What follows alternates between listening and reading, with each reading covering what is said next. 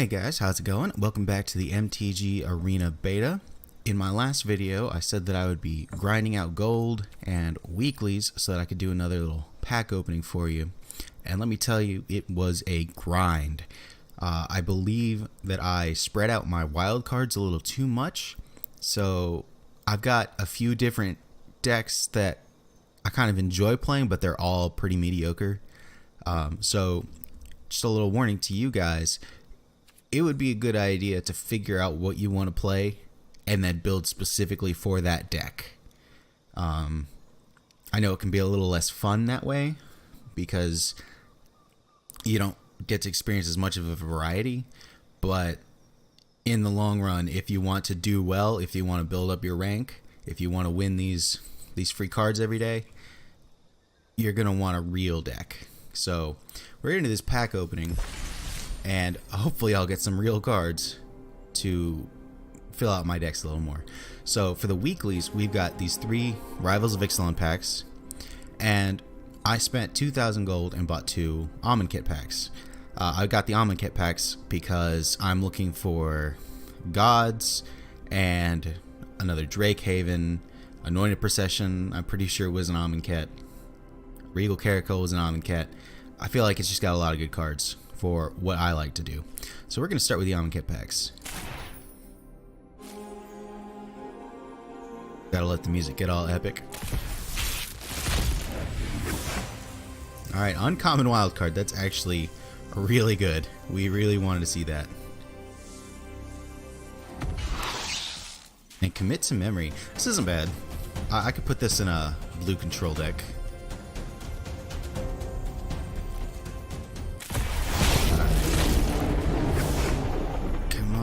Sensor, that's good. Come on. Ooh, Ronus. So this is going to be really good in basically any green deck. Creature-based decks, it's going to pump them up. Token-based decks, you can start giving your guys trample. That's good. That's really good.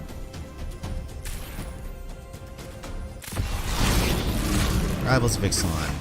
What do you have for me? I think this is my 4th Forerunner of their Heralds, actually, so I could start going into Merfolk, but I don't really have any of the big payoffs. I don't have Kumena or the Lords or anything. Okay, so a 2nd Mythic, which is great. This is actually also my 2nd Azor, so that's a little consistency added to like a blue-white control deck. Not what we were looking for, but I won't complain about it.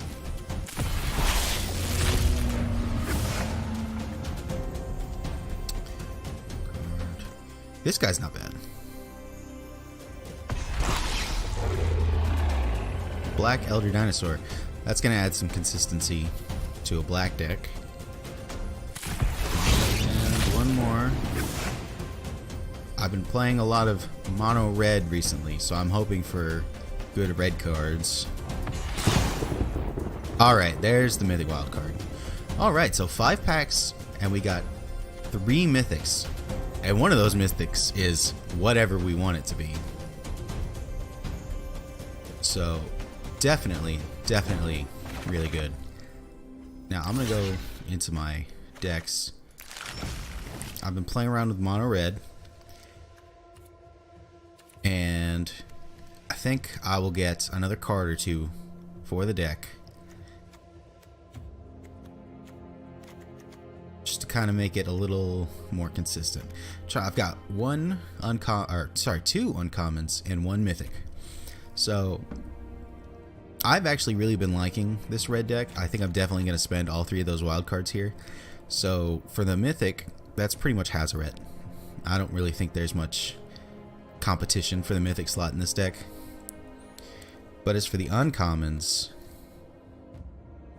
On-Crop Crasher's good. I still need 1 more Lightning Strike.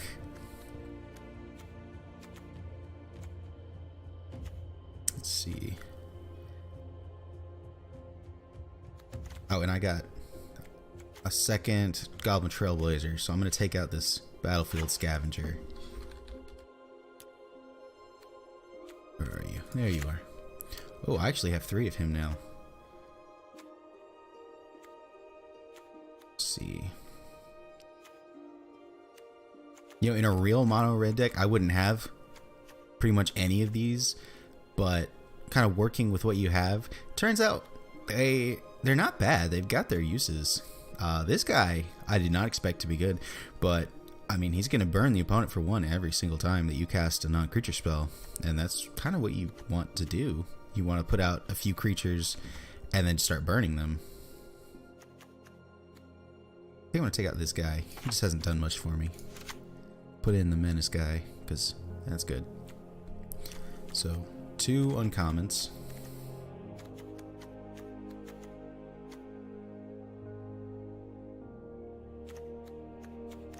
I've also really been wanting a copy of Ramonep Ruins. Well, I mean, hopefully the full 4 copies, but as of right now, I'm not really sure what. And that actually might be what I go with, because I'm not sure what to take out. Like for the Zonkraut Crasher, if I wanted to get 2 more, I guess I'd take out the Death Spitters, but they're actually not bad. They swing it for 3, and when your opponent kills them, they're most likely taking 2 damage anyway. So, just for a little reach, I think I am actually going to go for Ramonep Ruins.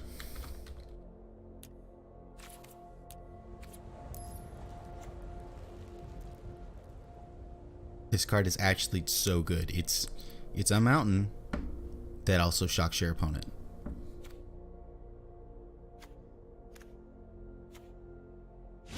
So let's make 2 of these.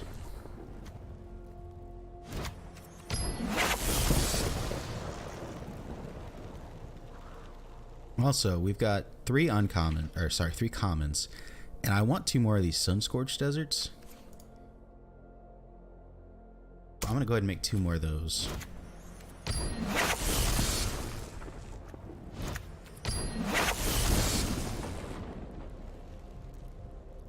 And now we have way too many lands. I'm gonna take out these cycling lands. They haven't really done their job. Plus, I've got more utility lands in here now anyway. And 1 mythic.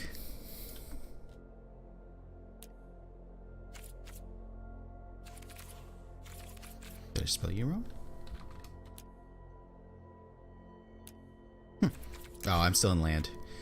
I'm a dummy.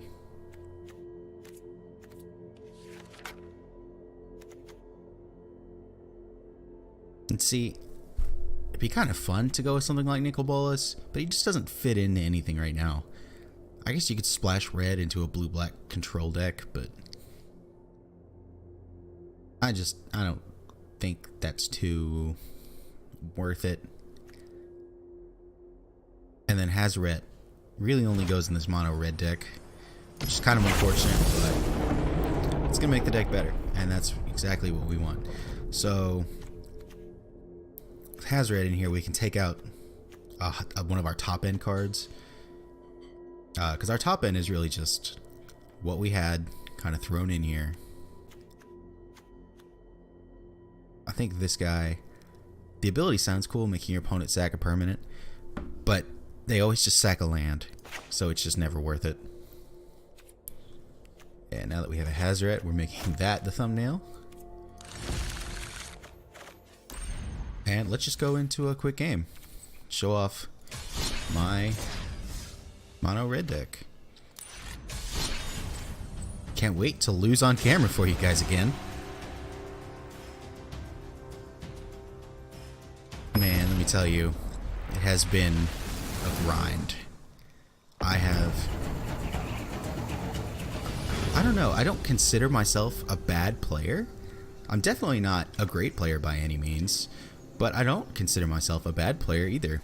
And I've just not been doing well. This hand doesn't do anything. It seems like every time I win, I'll lose again to make up for it, or I'll win a couple in a row and then I'll lose a couple in a row.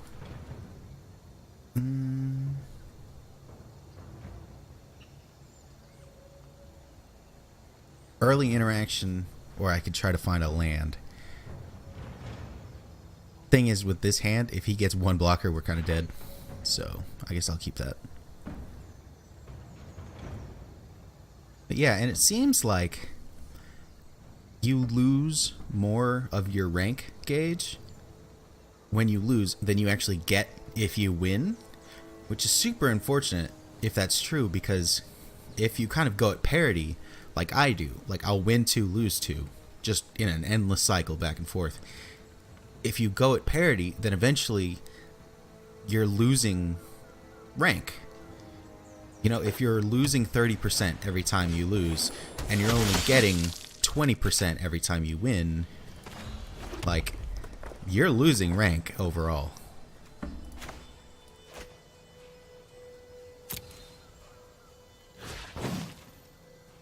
And that just kind of sucks, honestly. If I can go at parity, then I'd kind of expect to stay where I am until I can break that parity and start doing better.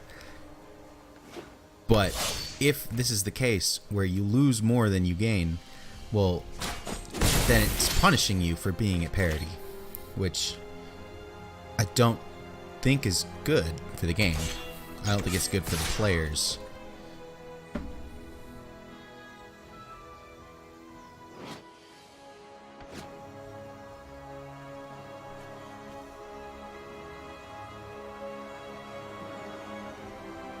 What you gonna do? Okay. And we're gonna go ahead and just spray this. See, now I'm glad I kept that, because 3-2 vigilance first strike. No, sorry, 3-2 first strike. That would have killed us. And I don't want to swing into that. Not yet, at least. I probably shouldn't have kept this hand. I'm still not sure.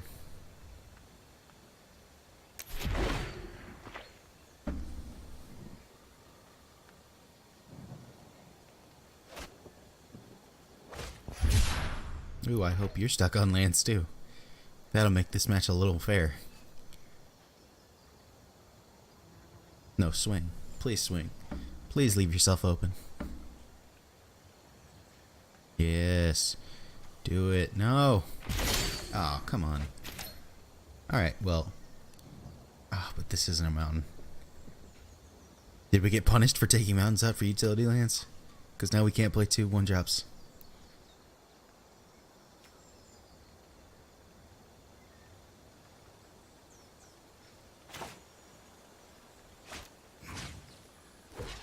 Equips of this guy. Keep him from blocking. Swing.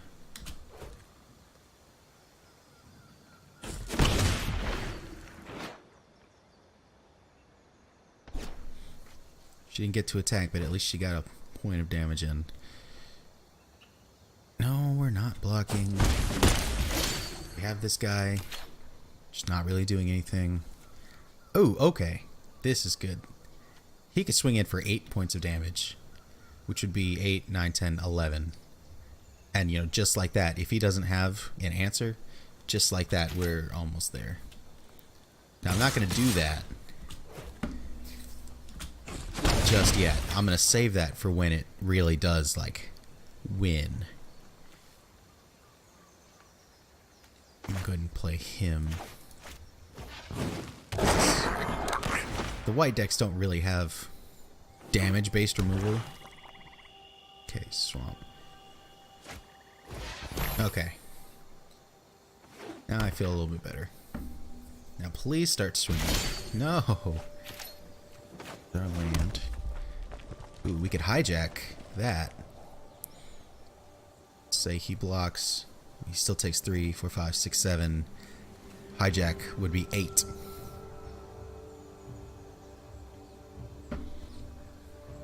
Or we use this to try to get him.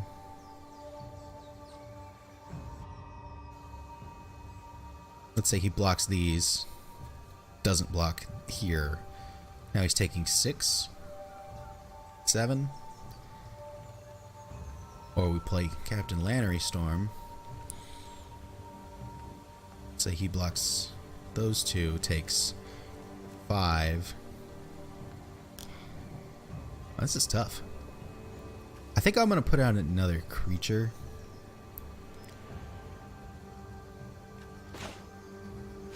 Because this way, I'm forcing him to lose creatures of his own if he wants to survive.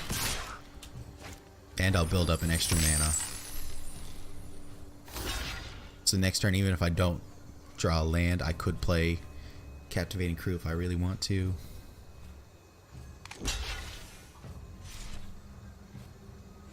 Just gonna take 5. Not in lightning strike range just yet. Ooh, what you doing? Double? No. Okay. Whoa, double blocking. Dude, what are you doing?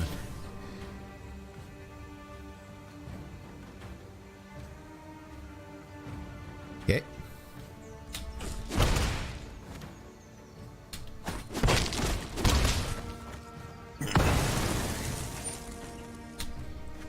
So now I forced him to lose 2 creatures, and he did gain 1. He's most likely going to play another guy, which is why he would be so willing to trade his creatures. Yep, there it is. Oh, and that's got flying, so I can just hijack it, and that's 3 damage in the air automatically. Plus, he can only block one of these guys. So we're actually winning a game on camera. That's only happened like twice now. Man. See, this is a really weird thing. This 3-mana card, it's gonna auto tap all 3 of our mountains if we don't tell it what to pick, leaving us this colorless land which can't do anything for us. So we're gonna have to choose to tap it. Just one of those awkward interactions. I really hope they, because I think the reason they do that is because it's a utility land. So it, I mean, you know, it has utility. It has something else it can do. And in this case, like, yes. Actually, no. I was going to say we could use the ability. We wouldn't even be able to use the ability because we only have 1 mana. Did we? Not? He gained 2 off the lifelink. I'm a dummy. Did I just... I was so busy talking, telling you guys how I was about to win. I didn't play the card. Didn't let myself win. Oh. Well, I guess it is tradition. We lose on camera. Oh man, I feel so... This is so feels bad.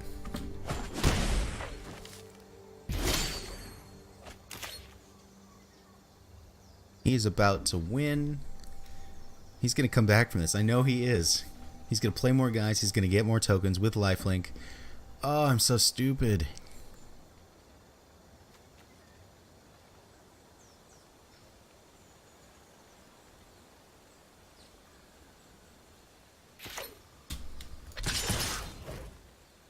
Oh, it feels so bad. Oh, yes. Thank you. Thank you for giving it back to me anyway. I don't deserve your kindness.